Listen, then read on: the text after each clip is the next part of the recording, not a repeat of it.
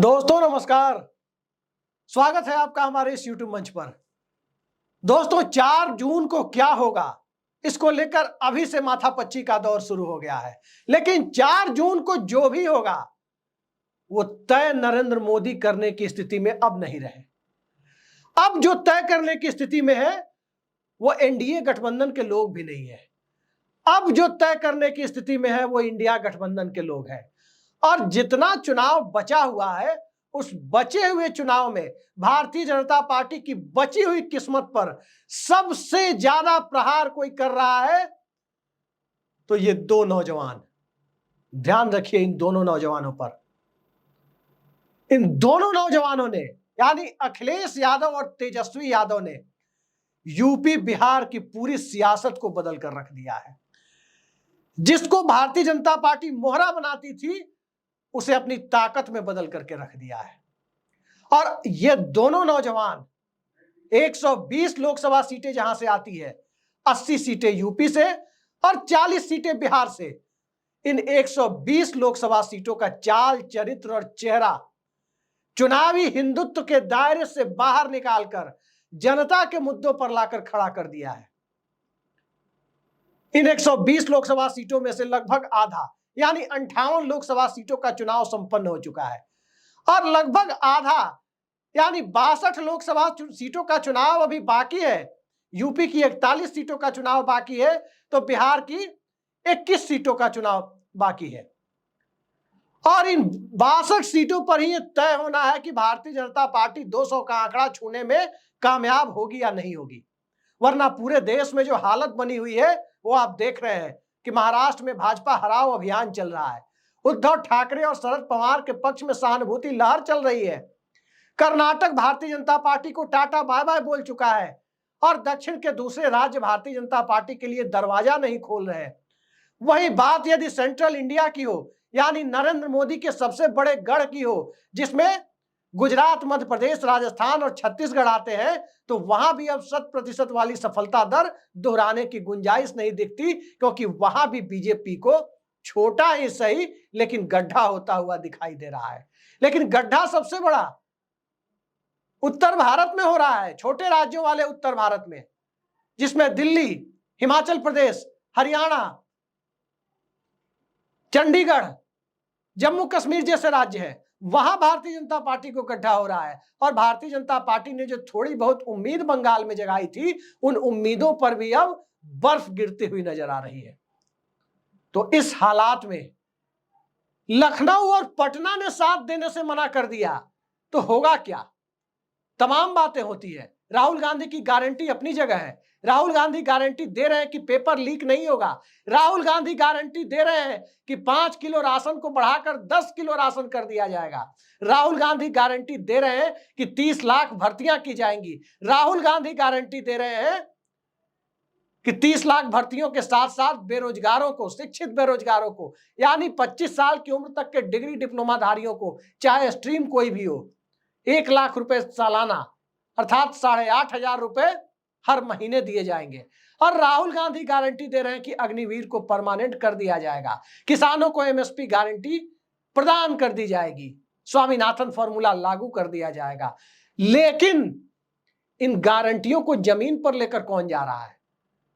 और जमीन पर लेकर जाने के साथ साथ इसमें पीडीए का नारा कौन लगा रहा है? माई समीकरण में माई के साथ बाप शब्द को कौन जोड़ रहा है? वो यही दोनों नौजवान अखिलेश यादव और तेजस्वी यादव। यही जमीन की चुनावी लड़ाई लड़ रहे हैं। दोनों राज्यों में, यूपी और बिहार में, राहुल गांधी और कांग्रेस पार्टी के लिए, मोटे तौर पर कहें तो इंडिया गठबंधन के लिए पूरी बिसात इन दोनों ने मिलकर बिछाई है। और किस तरीके से बिछाई है? शुरुआत यदि अखिलेश यादव से करें तो अखिलेश यादव ने पीडीए का नारा दिया, पिछड़ा, दलित, अल्पसंख्यक, अगड़ा सबको साथ लेकर चलने की बात की। तो तेजस्वी यादव ने माई समीकरण यानी मुस्लिम यादव एमवाई के दायरे से बाहर निकलकर बहुजन, अगड़ा, आदिवासी, दलित सबका नारा दिया और माई के साथ बाप समीकरण को भी साथ में जोड़ा, BAAP, बहुजन, अगड़ा, आदिवासी, अल्पसंख्यक सबकी बात की, पिछड़ा।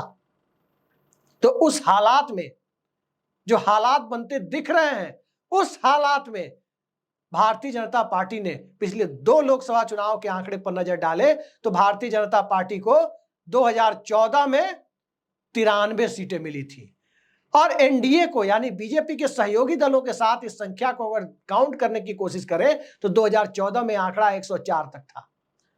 और बात यदि 2019 की करें तो 2019 में भारतीय जनता पार्टी को 14 सीटों का नुकसान हुआ था, 79 सीटें तब भी मिली थी इन दोनों राज्यों से। और बात यदि गठबंधन की करें तो गठबंधन में भारतीय जनता पार्टी को 104 से केवल एक ही कम सीट आई थी, 103 आई थी। नीतीश कुमार आ गए थे तब, लेकिन आज भी नीतीश कुमार बीजेपी के साथ है। कितने मन से हैं ये वही जानते हैं, उनके कोर वोटर जानते हैं। लेकिन अखिलेश यादव ने जो बिसात बिछाई, आप हैरान हो जाएंगे सुनकर उत्तर प्रदेश को देखकर कि अखिलेश यादव ने यादव समुदाय में उनके कुछ एक्सटेंडेड फैमिली के परिवार के कुछ लोगों को छोड़ दे जो पहले से राजनीति में सक्रिय थे, उनके सिवा किसी भी यादव को टिकट नहीं दिया। कुर्मी समुदाय को टिकट दिए, मौर्य को टिकट दिए, सामान्य सीट पर, जनरल सीट पर दलित समुदाय के कैंडिडेट को भी अखिलेश यादव ने लड़ाया। रिजर्व सीट पर तो लड़ाते ही हैं, लेकिन जनरल सीट पर भी लड़ाया। ब्राह्मणों ठाकुरों को भी एडजस्ट किया, भूमिहार को भी एडजस्ट किया और कांग्रेस पार्टी के साथ गठबंधन करके एक मजबूत बिसात भी बिछाई। अभी जहां 41 सीटों पर यूपी में चुनाव बचा हुआ है, राहुल गांधी के पास नैरेटिव जरूर है, राहुल गांधी के पास मुद्दा जरूर है, लेकिन उस मुद्दे को जमीन पर ले जाकर एक ऐसे राज्य में, जिस राज्य में कभी आरओ एआरओ की भर्ती का पेपर लीक होता है तो कभी कोई और पेपर लीक होता है। अब लीक होता है या लीक कराया जाता है वो अलग बात है। एक ऐसे राज्य में जहां 69,000 शिक्षक भर्ती की प्रक्रिया में आरक्षण को लेकर के तरह तरह के सवाल उठ रहे हो, छात्र लाठियां खाने पर मजबूर हो, उस राज्य में भर्तियों को लेकर के तेजस्वी यादव निकल पड़े हैं। उस राज्य में सामाजिक न्याय का मुद्दा और जाति जनगणना का मुद्दा जो राहुल गांधी उठा रहे हैं उसको लेकर के अखिलेश यादव निकल चुके हैं। और अब अखिलेश यादव को सिर्फ यादव के साथ, यादव वोटों के साथ और मुस्लिम यादव वोटों के साथ क्लब करके नहीं देखा जा सकता। दलित वोटरों की बहुत बड़ी जमात समाजवादी पार्टी के साथ जुड़ रही है। संविधान बचाने का नारा उनके बीच पहुंच चुका है कि बाबा साहब अंबेडकर का संविधान बचाना है तो अखिलेश यादव और राहुल गांधी के, तेजस्वी यादव के साथ आना होगा। ये हालात बने हुए हैं। मुकेश सहनी भी खैर बिहार में इस गठबंधन में है, वाम दल भी है, लेकिन उत्तर प्रदेश की बिसात जहां चुनाव हो चुका वहां भारतीय जनता पार्टी को बताया जा रहा है कि ठीक ठाक डेंट लगा है। 14-19 वाले हालात नहीं है, कोई चुनावी हिंदुत्व नहीं चल रहा। राम मंदिर के मुद्दे से भी जनता किनारा कर चुकी है, क्योंकि जनता को यह असलियत पता चल गई है कि राम मंदिर किसी सरकार के बूते नहीं, माननीय सर्वोच्च न्यायालय के आदेश के बूते बना है। अब वो आदेश प्रधानमंत्री नरेंद्र मोदी होते तो उन्हें भी तामील करना था, प्रधानमंत्री मनमोहन सिंह होते उन्हें भी तामील करना था, कोई भी प्रधानमंत्री होता माननीय सर्वोच्च न्यायालय के आदेश की तामील करके उसे राम मंदिर बनवाना ही होता। ये बात जनता अब समझ चुकी है। लिहाजा राम मंदिर की राजनीतिक रोटी सेकने का वक्त अब जा चुका है। अब जो वक्त है, अब सामाजिक न्याय और सामाजिक न्याय को आर्थिक न्याय की प्रक्रिया के साथ सामंजस्य बिठाते हुए जमीन पर उतारने का दौर है। मंडल आयोग ने सामाजिक न्याय के नारे को जमीन तक पहुंचाया, फायदा भी काफी हुआ पिछड़े वर्गों को, लेकिन अब वो सामाजिक न्याय वास्तविक अर्थों में आर्थिक न्याय के साथ जमीन तक जाए। इसी के लिए जाति जनगणना भी है, इसी के लिए 30 लाख वैकेंसी भी है, पेपर लीक ना हो इसकी फुल प्रूफ व्यवस्था का आश्वासन भी है, और इन सब के बीच 5 किलो राशन की जगह 10 किलो राशन देने की बातें भी है। आप समाजवादी पार्टी के कार्यकर्ताओं की बात करें, कहां से शुरू करें? बचे हुए चुनाव की ही बात यदि हम करें 41 सीटों की, तो कहां से शुरू किया जाए? भारतीय जनता पार्टी की कितनी सेफ सीटें दिखाई दे रही है? मुझे तो लखनऊ, गोरखपुर और बनारस को छोड़कर के चौथी सीट बीजेपी की सेफ नहीं दिखाई दे रही है।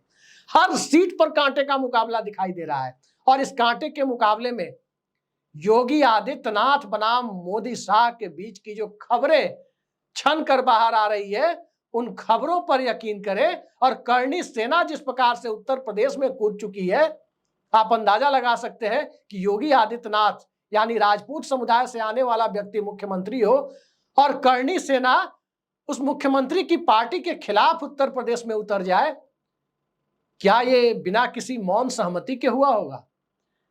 राजा भैया कह रहे हैं कि जिसे मर्जी समर्थन दे दे और उनका इशारा उनके इलाके की 3 सीटों पर समाजवादी पार्टी यानी इंडिया गठबंधन के कैंडिडेट की तरफ हो, तो आप अंदाजा लगा सकते हैं कि क्या यह बिना किसी की मौन सहमति के हुआ होगा। हालात जमीन पर बिल्कुल अलग है। भारतीय जनता पार्टी के अंदर नरेंद्र मोदी और अमित शाह वैश्य समुदाय के बनिया समाज के नेता के तौर पर ही खुद को सामने रख पाने की स्थिति में है, उससे ज्यादा की हैसियत में अब रह नहीं गए हैं। बिहार में जाकर अमित शाह ने सीतामढ़ी में कहा कि मैं बनिया हूं। नरेंद्र मोदी खुद को उत्तर भारत के तेली समुदाय के साथ अपनी जातीय आइडेंटिटी को जोड़ते रहे। छत्तीसगढ़ के चुनाव में जाकर के जोड़ा था उन्होंने, विधानसभा चुनाव में, जब उन्होंने साहू तेली सबके साथ अपनी जातीय आइडेंटिटी को जोड़ा था। तो आज की तारीख में नरेंद्र मोदी की मास अपील वो अच्छे दिन वाली मास अपील की तरह नहीं रह गई है, लेकिन अखिलेश यादव की मास अपील जो थी 2012 में और 2017 में वो घट गई थी, वो मास अपील एक बार फिर से 2012 से भी ऊंचे स्तर पर जाती हुई दिखाई दे रही है। पिछले विधानसभा चुनाव के आंकड़ों को आप देखें, लगभग 37% वोट, 37% वोट समाजवादी पार्टी के गठबंधन को मिले थे। और इसलिए मैं कहता हूं कि बचे हुए चुनाव में, बचे हुए जितने 3 फेज के चुनाव यूपी में है 41 सीटों के, 33 सीटें बीजेपी के नेतृत्व वाले एनडीए को पिछली बार मिली थी। क्या वो हालात है? कहां से शुरू करें?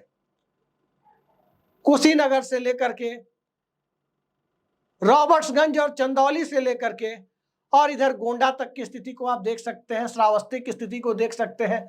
हमीरपुर की सीट बुंदेलखंड में फंस जाए, किसने सोचा था? इलाहाबाद शहर की सीट फंसती हुई दिखाई दे, किसने सोचा था?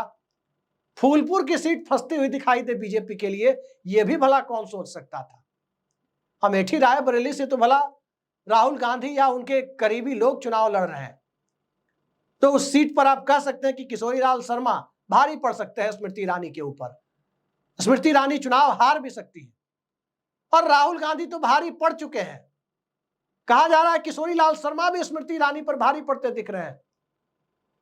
लेकिन हालात जब बांसगांव की सुरक्षित सीट पर खराब हो जाए, हालात जब डुमरियागंज में खराब हो जाए, हालात जब महाराजगंज में विकट होने लगे, और हालात जब बलिया में विकट हो जाए कि भारतीय जनता पार्टी के कैंडिडेट के सामने प्रधानमंत्री नरेंद्र मोदी की आइडेंटिटी उसे फायदा पहुंचाने की स्थिति में ना हो, और कैंडिडेट अपने पिता और पूर्व प्रधानमंत्री चंद्रशेखर की आइडेंटिटी को सामने रखकर वोट मांगने लगे, तो आप सोच सकते हैं कि समाजवाद की आइडेंटिटी को भारतीय जनता पार्टी के फोल्ड में क्या बलिया के लोग, बागी बलिया के लोग स्वीकार करेंगे? भले ही वो चंद्रशेखर के बेटे ही क्यों न चुनाव लड़ रहे हैं। हालात बदले हुए हैं। गाजीपुर की सीट की बात नहीं कर रहा मैं। जिस प्रकार से लखनऊ, गोरखपुर और बनारस को मैंने बताया कि वहां बीजेपी को काफी बढ़त है, ठीक इसी प्रकार से आजमगढ़ की बात नहीं कर रहा, गाजीपुर और घोसी की बात नहीं कर रहा। यहां भी साफ बढ़त लोगों को दिख रही है कि किसकी बढ़त है। बात उनकी हो रही है जहां कांटे का संघर्ष है। पंकज चौधरी मुकाबले में फंस जाएंगे, जगदम्बिका पाल मुकाबले में फंस जाएंगे, कांटे के मुकाबले में। ये भारतीय जनता पार्टी सोच भी नहीं सकती थी। और जो मुंबईया कैंडिडेट जौनपुर में उतारे गए, उन मुंबईया को मुख्य मुकाबले में लाने के लिए, जीतने हारने के लिए नहीं, मुख्य मुकाबले में लाने के लिए कि किसी तरह मुकाबले में दिखे, कौन कौन सा पर्दे के पीछे खेल हुआ, ये सबको पता है। अनुप्रिया पटेल भी सहयोगी दल है बीजेपी की, चुनाव फंसा हुआ है। अब थोड़ा उत्तर प्रदेश से बाहर निकलते हैं।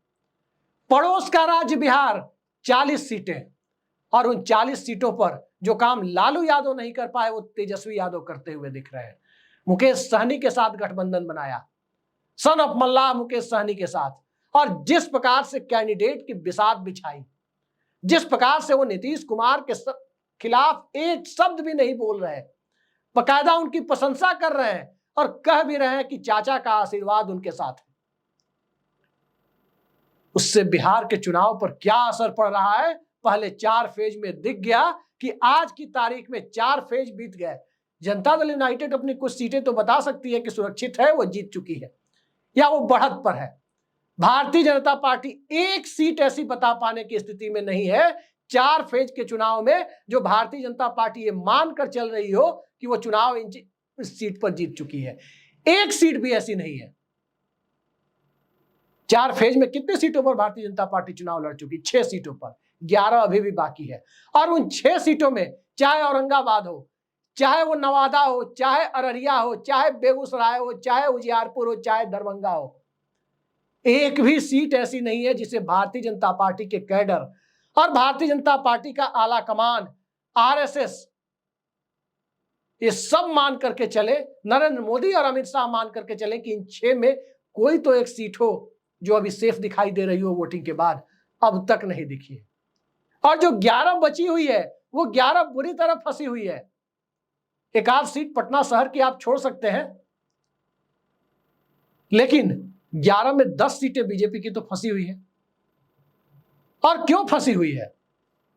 क्योंकि अखिलेश यादव की तरह तेजस्वी यादव ने भी हालात को बदला है।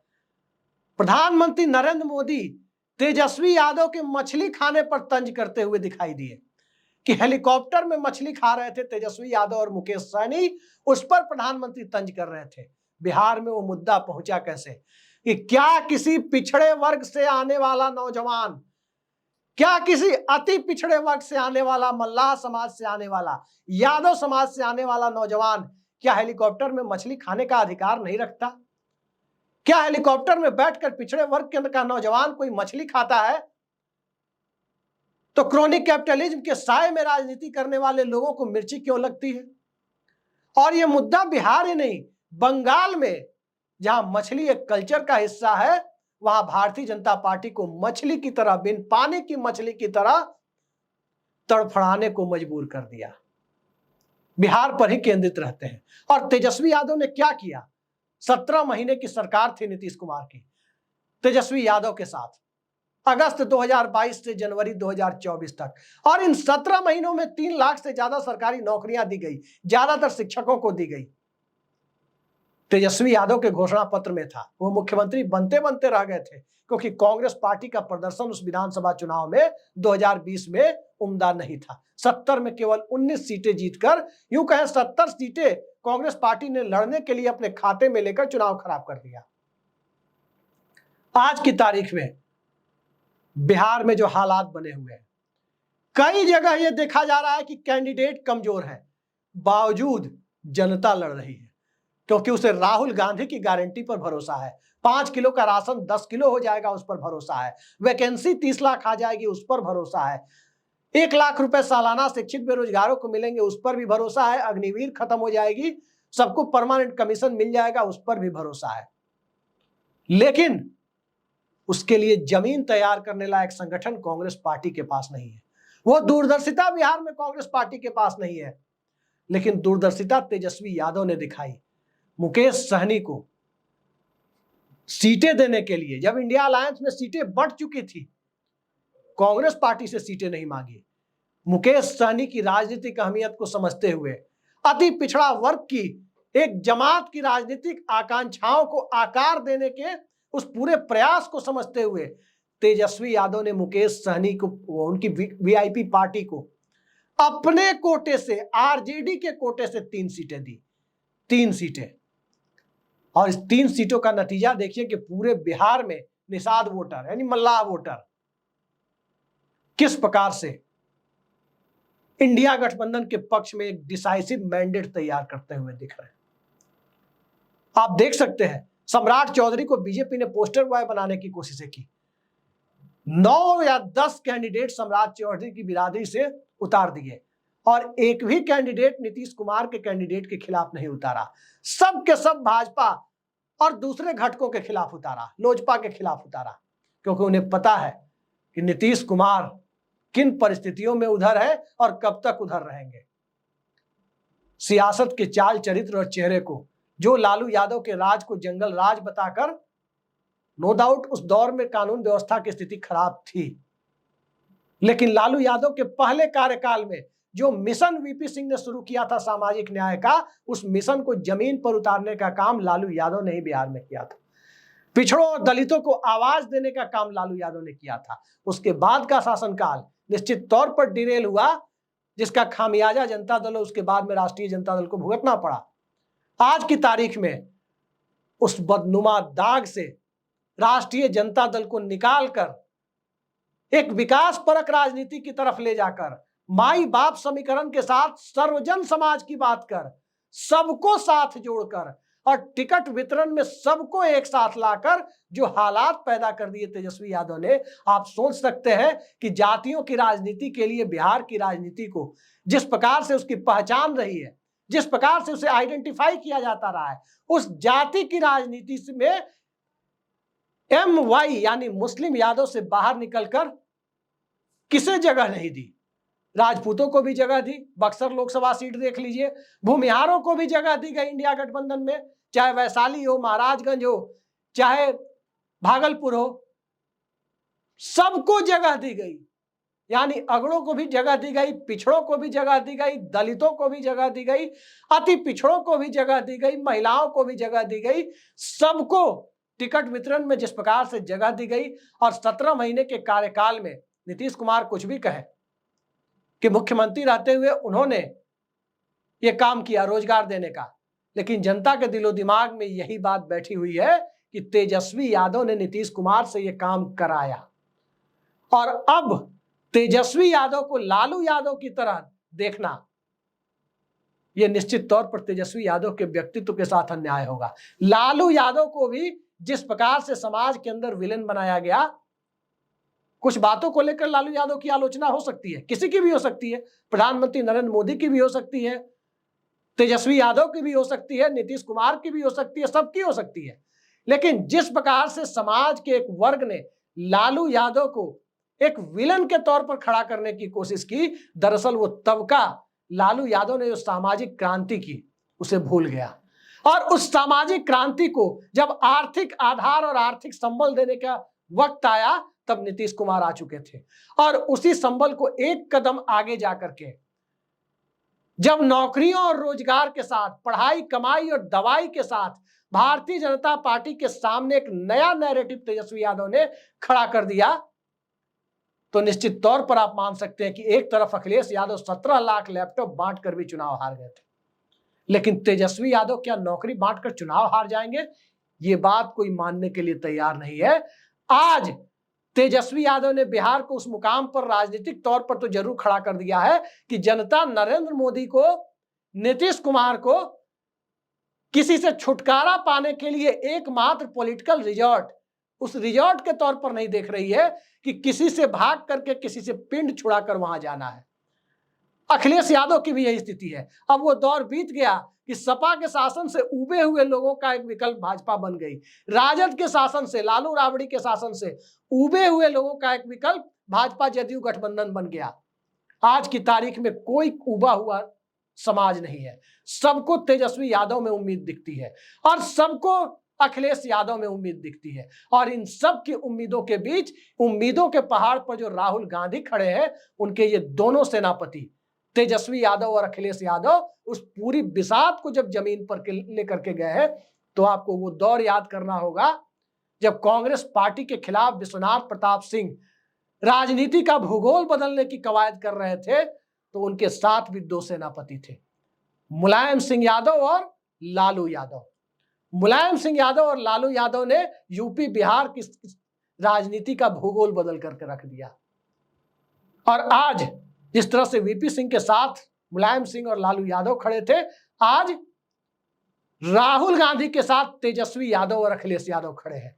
4 जून को क्या होगा इंतजार कीजिए। लेकिन समाज के अंदर जिस प्रकार से चुनावी हिंदुत्व के दायरे से बाहर निकलकर अपने हक पर, अपने हक के लिए, अपने अधिकार के लिए, अपने रोजगार के लिए, अपने आरक्षण के लिए, अपने संविधान के लिए लड़ने का जो जज्बा पैदा हो रहा है, उस जज्बे को जिस प्रकार से आकार देने का, शेप देने का काम तेजस्वी यादव और अखिलेश यादव ने किया है, 4 जून को इस चुनावी लड़ाई के मैन ऑफ द मैच के तौर पर एक तरफ महाराष्ट्र में उद्धव ठाकरे दिख सकते हैं, तो दूसरी तरफ यूपी बिहार में अखिलेश यादव और तेजस्वी यादव दिख सकते हैं। आज के लिए इतना ही।